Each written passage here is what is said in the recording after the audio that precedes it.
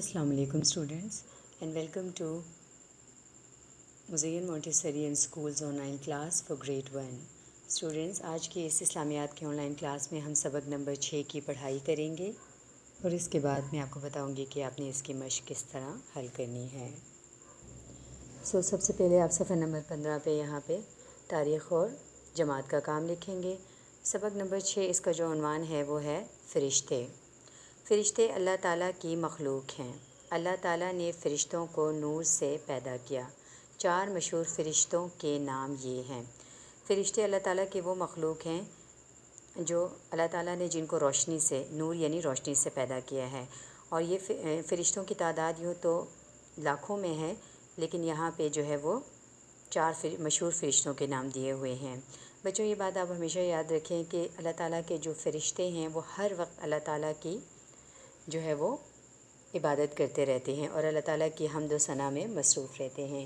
تو جو 4 مشہور فرشتوں کے نام ہیں وہ ہیں حضرت جبرائیل علیہ السلام، حضرت میکائیل علیہ السلام، حضرت اسرافیل علیہ السلام اور حضرت عزرائیل علیہ السلام۔ ان چاروں کے اوپر جو مختلف اللہ تعالیٰ نے ان کے ذمہ داریاں دی ہیں وہ ہیں حضرت جبرائیل علیہ السلام۔ حضرت جبرائیل علیہ السلام اللہ تعالیٰ کا جو پیغام ہے وہ نبیوں تک پہنچاتے تھے۔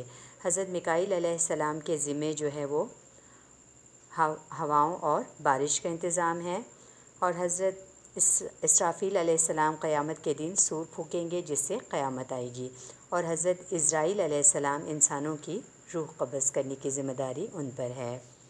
اور بچوں، کیا آپ جانتے ہیں کہ حضرت جبرائیل علیہ السلام جو ہے ان کو فرشتوں کا سردار کہا جاتا ہے۔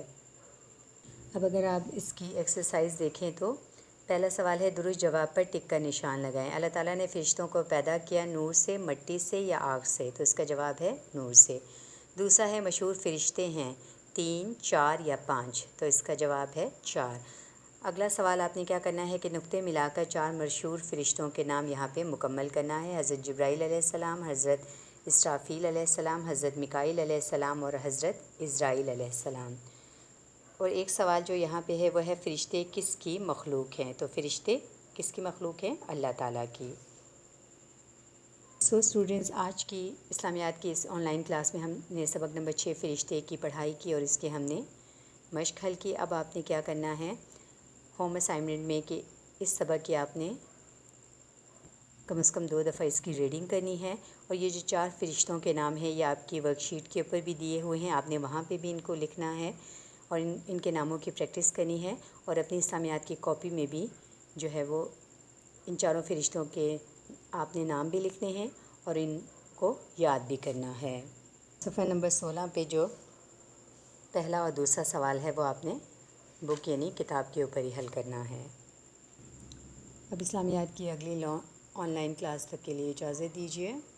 Stay home, stay safe. اللہ حافظ۔